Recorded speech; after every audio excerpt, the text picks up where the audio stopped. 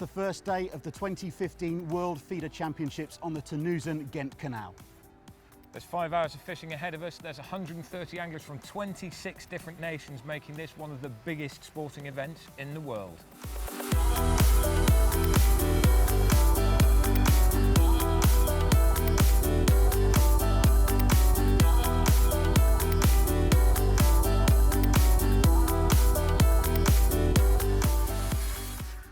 So here we are then, champ, defending your title. How are your nerves? Well, they're jangling a bit. Obviously the pressure's on. We're in Holland. I've got the Dutch guy Theo Lyric next to me, one of their best anglers, so it's all to play for.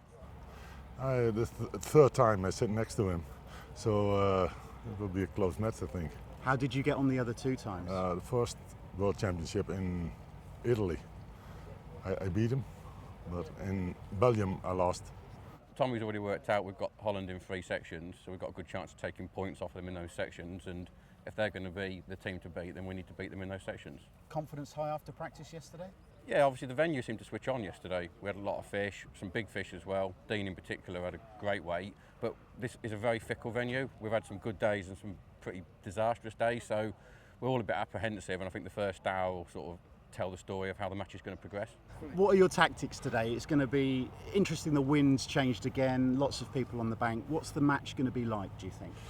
Oh, every day it was better. Yesterday it was a very good day. I hope it will continue, but maybe it's worse today. I don't know. Now, of course, you being world champion, there's a big crowd behind you. How are you going to cope with that?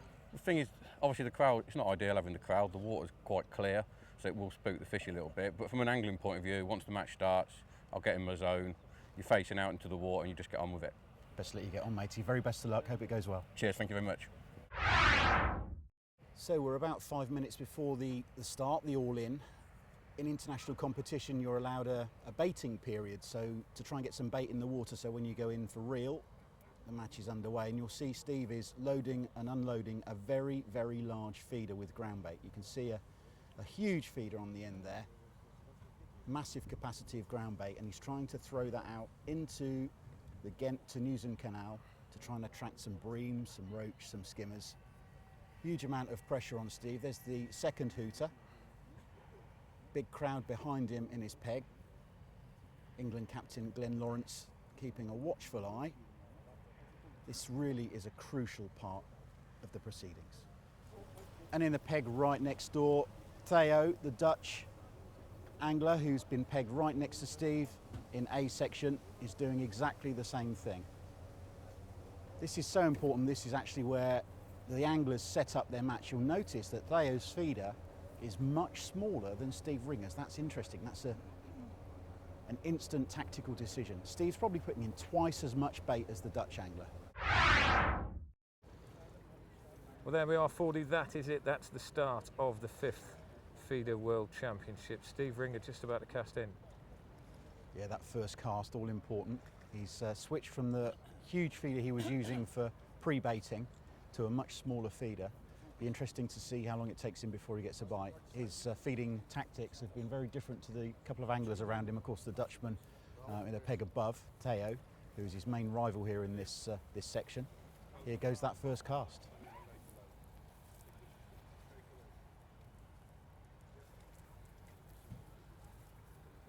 So peg A13, Germany's Torsten Kusters. That is his second fish of the day. Looks like a little roach or a skimmer or something. Not very big, is it? But they all count. Massive relief to get a couple of fish in the bag early on.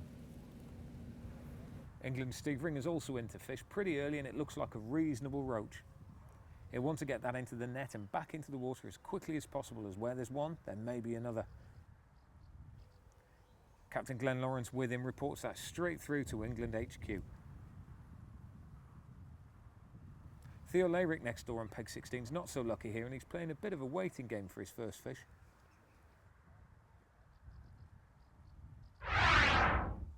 B section now, we're behind Peter van der Willik. This is peg number B6, and B's a little bit of a slower section, as we are hearing from various different people today. Only one fish for Peter at the moment, and it's a bit of a special one. I'm sure he sees it as special. It may be hugely significant, but we'll find out a bit later on. He's caught a goby. We've talked before about this amazing venue being part saltwater, part freshwater. And a goby, of course, is very much a sea species, and they're very, very small. My initial question was whether it would get towards 50 grams, and there was a few sniggers and they reckon it might be 10 grams, but you know what, 10 grams might make a big difference, because that 10 grams means he's caught other people haven't. So that could be a significant difference if it's the difference between a blank and a capture. But anyway, let's just look down the match stretch and you'll see the anglers are spaced very evenly apart. They're all split into sections. There are 5 sections in the match, A to E. All of those sections are split into 2, so each section has 13 pegs in it. You get 1 point for winning your section and 13 for finishing last in your section. It's the team that ends up with the lowest amount of points by the end of the competition that wins the overall tournament. This may sound quite complicated and technical, but there is a massive significance to it, in that in section A we've seen that England are fishing against Holland. In fact, they're on next door pegs. But in the first part of B section we have Peter, but there isn't an Englishman in this one. No, Dean Barlow is in the other half of B section.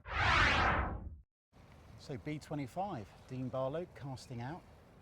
News from the bank is that in this part, the higher numbers of B section, there have only been 4 anglers who've caught fish. Now the good news for England is that Dean Barlow is one of them. He's had 1 roach. The Lithuanian angler on the end peg of this section has got 2 perch. There's 1 bream and a couple of smaller fish for the Russian further up. It looks like Dean's okay. It looks like he's 3rd, possibly 4th in the section, Rob. We've talked a lot about feeder fishing, so let's just explain to you exactly what that is for everybody who doesn't know. This is the kind of thing the guys are using. Very specific. This is a cage feeder known as a bullet feeder. You can see that because it's got a very heavy weight on the end. Massive piece of water out here. You need that heavy weight for 2 things. 1 for casting and also 2 for getting this feeder down to the bottom. And it's going to be full up with this ground bait. Dead simple. Just fill the feeder up with bait like that. That runs on your main line. Important, the rules of the competition state that has to be free running on your main line. Your hook length lies beneath it with a hook bait on it, a maggot, a worm, that kind of thing, chucked into the distance. That lies on the bottom.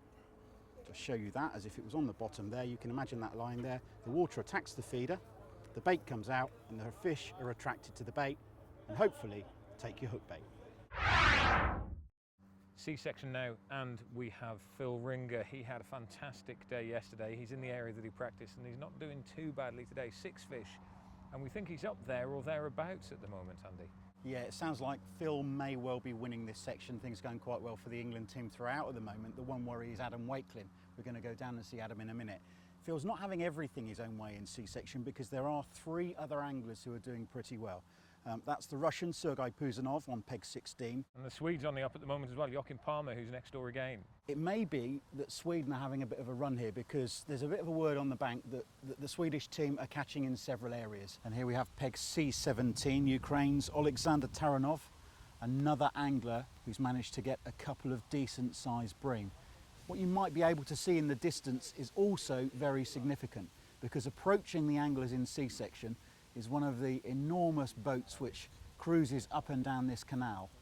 And what we've seen so far is that when one of the huge boats come through, the fish can switch off for up to an hour. We've only got a 5-hour match here. Losing an hour of fish feeding is just a disaster for these guys, and it could have a huge play in what goes on this entire stretch. Peg 10, Adam Wakelin of England, with the England manager Tommy Pickering literally in his ear. This is the area where England are really, really worried because Adam is yet to have a fish and we're approaching the last hour of the match. This section, section D, could well be the feeder championship section of death. There are very few fish being caught. It looks as though in this section, Belgium's Margit Bouwens is the only person with anything approaching 400 grams. Now, something appears to be happening. This could be a huge moment for England and for Adam Wakelin. He's on his feet, rod high in the air, and it looks like Adam, having waited 3.5 hours for a bite, has finally got one. Tommy Pickering is approaching. Tommy looks rather relieved. Maybe it was that word that Tommy had in his ear, Rob, that told him exactly what to do. I've always thought Tommy Pickering was a bit of a god, Andy, to be fair, and What he's done, he's wandered up and he said, don't worry, Waco, it's going to happen any second now, I'll leave you to it. He's walked off, and would you believe it? Bingo, a bite straight away. A magic piece of management, that is. Walk up, talk to the bloke, Tommy. Bite, tip goes round. I've just caught Phil one as well. Trust me, he will never ever in the rest of his life be as nervous as this moment. My legs are shaking, and his. Reaching for the net now, this is it. Come on, Waco. There it is, a flash of silver. The wind has really picked up. His heart will be thumping at this moment. It really will. It's in the net. That is an absolutely massive result. And that, you can see Tommy Pickering going in there now. That could very well be the fish that secures it for England by the end of tomorrow. We don't know, it's early stages yet, but that is of massive, massive importance, that fish. D section D21, Raman Ansing of the Netherlands. Another frustrating time for one of the Dutch anglers who was so hopeful before the start of this match. Ramon has had just the one fish inside the first hour, a small roach of a couple of 100 grams.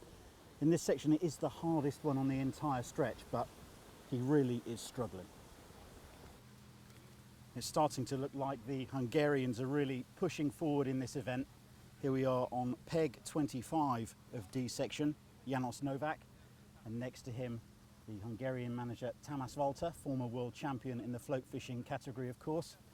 The Hungarians, they think they're second overall, with England leading the event. János has 4 fish. He's doing pretty well in this section, it has to be said.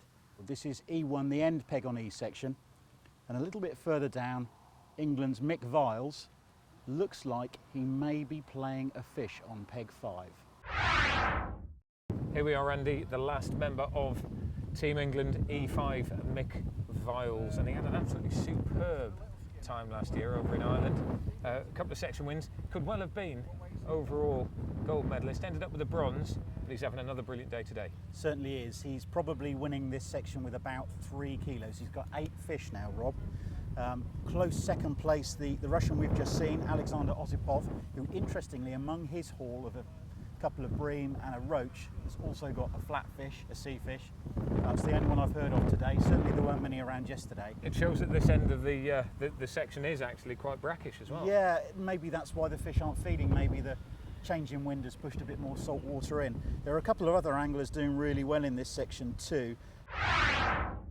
Hungarian now, and this is Gabor Dome E15, and the Hungarians are having a bit of a surge at the moment, doing quite well in a number of sections, and this is one of them. He's had, what is it, 9 fish? 9 fish for $1.20 kilo, just striking at what might have been an indication there. So difficult in this high wind to see the bites, of course.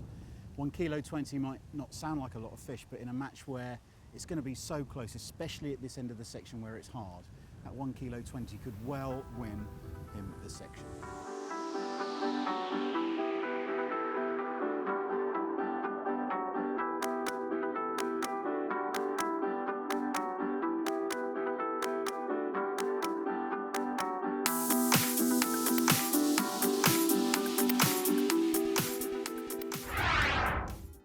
The competition is now finished and we end up where we started, back up in the A section with Steve Ringer. Now, Steve, you've got your favourite party tune going on in the background. I'm not sure it's my favourite, but it's sort of soothing after what's been a pretty hard day. Is it party time for you today then, or is it a bit tough? It's day one, you know what I mean? From what I've been told, I've got like a £2 skimmer, a perch a pound, 3 roach that probably go £1 and 3, which is, from what I can gather, is really good in the section.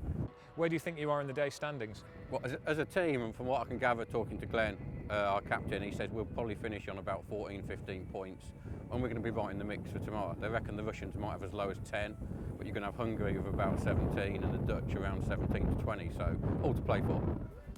So with the scores in from all of the sections at the end of day one, it transpired that 3 teams were at the top of the pile on 14 points. England, Hungary and France had all had brilliant days. 3 firsts, a 4th and a 7th for England put them top of the tree with their 8.8 kilos.